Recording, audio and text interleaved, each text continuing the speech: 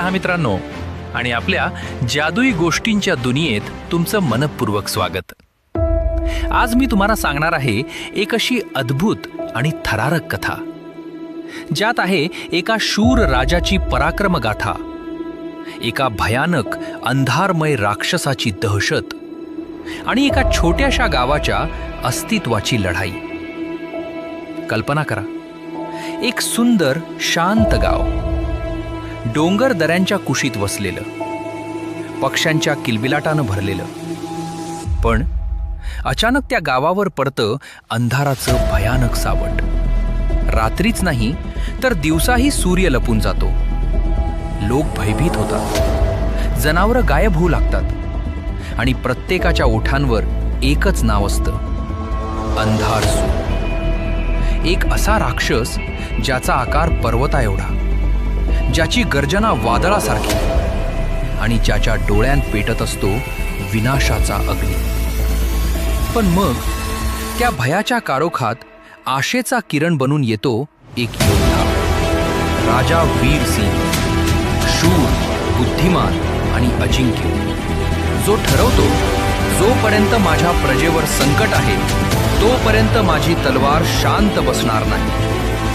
पण मित्रांनो, राजा वीर सिंह या राक्षसाला हरवू शकेल का? अंधारावर प्रकाशाचा विजय होईल का? की अंधारसूर संपूर्ण राज्य गिळंकृत करेल? हे जाणून घेण्यासाठी शेवटपर्यंत नक्की पहा ही अद्भुत कथा, शूर वीर सिंह आणि अंधारसुराचा. चला तर उघडूया साहस, जादू आणि पराक्रमानं भरलेल्या या गोष्टीचं पहिलं पान. प्रकरण 1. अंधाराचे सावट.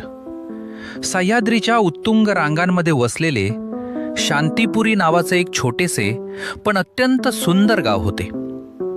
सभोवताली दाट झाडी, खराळणारे झरे आणि पक्ष्यांचा किलबिलाट यामुळे हे गाव स्वर्गासारखे वाटायचे. पण गेल्या काही दिवसांपासून या गावाची शांती हरवली होती. आकाशात ढग नसतानाही दिवसा ढवळ्या अंधार दाटून यायचा.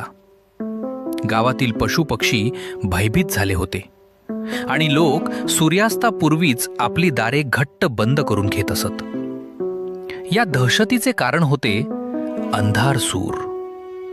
तो एक अवाढव्य राक्षस होता, ज्याला प्रकाशाचा द्वेष होता आणि जो रात्रीच्या अंधारात गावातील धान्य आणि जनावरे पळवून नेत असे. प्रकरण 2. राजाची शपथ. गावात पोहोचल्यानंतर राजा वीरसिंह यांनी थेट चावडीवर गावकऱ्यांची भेट घेतली. तिथे आरंभी कोणीही बोलण्यास धजावत नव्हते. पण आर्यन नावाचा एक धारसी मुलगा पुढे आला. आर्यनचे डोळे रडून सुजले होते, कारण अंधारसुरानं त्याच्या लाडक्या वासराला पळवून नेले होते. आर्यननं राजाचे पाय धरले आणि म्हणाला, महाराज, तो राक्षस खूप मोठा आहे. तो ढगांपर्यंत पोहोचतो आणि त्याच्या एका गर्जनेनं जमीन हादरते. तुम्ही एकटे त्याच्याशी कसं लढणार? प्रकरण 3. भयानक मायावन अंधारसूर. हा मायावन नावाच्या एका अत्यंत घनदाट आणि जादुई जंगलात राहत होता. त्या जंगलात दिवसाही सूर्याचा प्रकाश पोहोचू शकत नव्हता. झाडे इतकी मोठी आणि एकमेकात गुंफलेली होती की तिथे रस्ता शोधणं कठीण होते. गावकऱ्यांनी राजाला सावध केले होते की मायावनमध्ये गेल्यावर माणसाला दिशाभूल होते आणि तिथे विचित्र आवाज ऐकू येतात. पण राजा वीरसिंह डगमगले नाहीत. त्यांनी आपल्या घोड्याला गावातच सोडले आणि हातात एक पेटती मशाल व तलवार घेऊन ते जंगलाच्या दिशेनं निघाले. प्रकरण 4.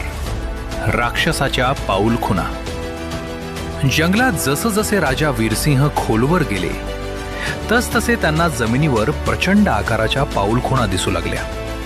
एका पाऊलखुणेत तर एखादा छोटा हत्ती सहज मावेल इतक्या त्या मोठ्या होत्या. तिथे आसपासची झाडे उन्मळून पडली होती, जणू काही एखाद्या वादळानं तिथे तांडव केले असावे. वातावरणात एक प्रकारचा कुबट आणि भीतीदायक वास येत होता. राजानं पाहिले की जमिनीवर काही ठिकाणी चमकणारे निळे द्रव्य पडलेले आहे.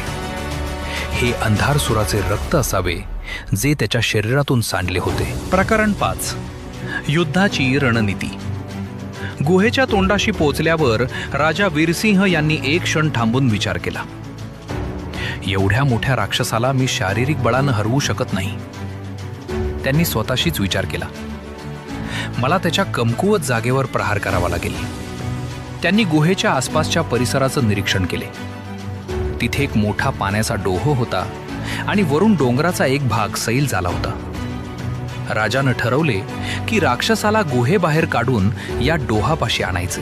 प्रकरण 6. अंधारसुराचे दर्शन. अचानक गुहेतून एक काळा धूर बाहेर आला आणि त्या धुराचं रूपांतर एका अक्राळ विक्राळ राक्षसात झाले. तोच अंधारसूर होता. त्याचे शरीर दगडासारखे कठीण आणि काळेकुप्ट होते. त्याच्या डोळ्यांतून लाल विस्तव बाहेर पडत होता आणि त्याच्या हातात मानवी हाडांपासून बनवलेली एक मोठी गदा होती. तो राक्षस इतका उंच होता की त्याची डोकी झाडांच्या शेंड्यांना स्पर्श करत होती. त्याने एक मोठी गर्जना केली ज्यामुळे संपूर्ण जंगल थरथरले. प्रकरण 7. घनघोर युद्ध.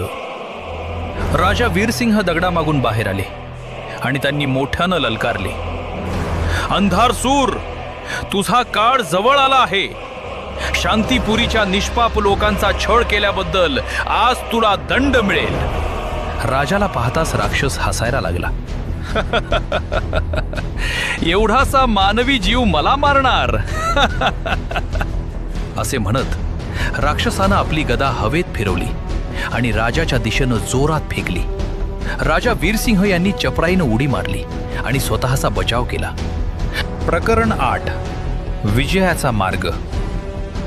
अंधारसूर आता खूप रागावला होता. त्याने आपली जादुई शक्ती वापरून जंगलात संपूर्ण अंधार पसरवला. राजा वीरसिंह यांना आता काहीच दिसत नव्हते. पण राजानं आधीच लावलेली रणनीती आता कामाला येणार होती. ढगातून चंद्राचा प्रकाश बाहेर येताच राजानं रचलेल्या आरशांवर तो पडला आणि प्रकाशाचे एक धारदार किरण थेट अंधारसुराच्या डोळ्यांवर पडले. राक्षस काही क्षणांसाठी आंधळा झाला. माझे डोळे, प्रकाशानं माझे डोळे जळत आहेत, तो ओरडला. प्रकरण 9. प्रकाशाचे पुनरागमन. अंधारसुराचा शेवट झाला. त्याचे प्रचंड शरीर हळूहळू राखेमध्ये रूपांतरित झाले आणि त्यातून एक पांढरा प्रकाश बाहेर पडला. मायावनमधील तो भयानक अंधार आणि भीतीदायक वातावरण नाहीसे झाले. झाडे पुन्हा हिरवीगार दिसू लागली आणि फुलांचा सुगंध दरवळू लागला. राजा वीरसिंह थकलेले होते पण त्यांच्या चेहऱ्यावर विजयाचे समाधान होते. त्यांनी आपली तलवार म्यान केली आणि देवाचे आभार मानले. प्रकरण 10. वीरश्री आणि नीती. गावाच्या मुख्य चौकात एक मोठा उत्सव साजरा करण्यात आला. राजा वीरसिंह यांनी गावकऱ्यांना उद्देशून भाषण दिले. ते म्हणाले, मित्रांनो, हा विजय माझा एकट्याचा नाही. हा विजय तुमच्या संयमाचा आणि सत्याचा आहे. अंधार कितीही मोठा असला तरी तो एका छोट्याशा दिव्याच्या प्रकाशासमोर टिकू शकत नाही. भीती ही आपल्या मनातील सर्वात मोठा राक्षस आहे. ज्या दिवशी आपण भीतीला हरवतो त्या दिवशी आपण अर्धे युद्ध जिंकलेले असतो. मित्रांनो, शूर वीरसिंह आणि अंधारसुराचा अंत ही फक्त एका राजाची आणि राक्षसाची गोष्ट नाही. ही आहे धैर्य, बुद्धिमत्ता आणि आत्मविश्वासाच्या विजयाची कथा. या गोष्टीतून आपण शिकलो की भीती कितीही मोठी असली तरी धैर्य तिच्यापेक्षा मोठं असतं. संकट कितीही भयंकर असलं तरी शांत बुद्धी आणि योग्य विचारांनी त्यावर मात करता येते. राजा वीरसिंहानं आपल्याला दाखवून दिलं की खरा वीर तो नसतो जो फक्त शक्तिवान असतो. खरा वीर तो असतो जो इतरांच्या रक्षणासाठी उभा राहतो, अडचणींना न घाबरता सामोरा जातो आणि कधीही हार मानत नाही. लक्षात ठेवा मित्रांनो, तुमच्या आयुष्यातही कधी अंधारसूर येतील. कधी ते भीतीच्या रूपात असतील, कधी अपयशाच्या, कधी अडचणींच्या, तर कधी स्वतःवरील शंकेच्या. पण त्या प्रत्येक वेळी तुमच्या आतला वीरसिंह जागा करा. स्वतःवर विश्वास ठेवा. धैर्यानं पुढे चला. कारण जो स्वतःच्या भीतीवर विजय मिळवतो तोच जीवनात खरा विजेता ठरतो. जर तुम्हाला ही कथा आवडली असेल तर अशाच आणखीन प्रेरणादायी, जादुई आणि साहसी गोष्टींसाठी आपल्या चॅनलला नक्की सबस्क्राईब करा. पुन्हा भेटू एका नव्या अद्भुत गोष्टीसह. तोपर्यंत धैर्यवान बना, चांगुलपणा जपा आणि तुमच्या आयुष्यातील प्रत्येक अंधारावर प्रकाश बना. धन्यवाद मित्रांनो.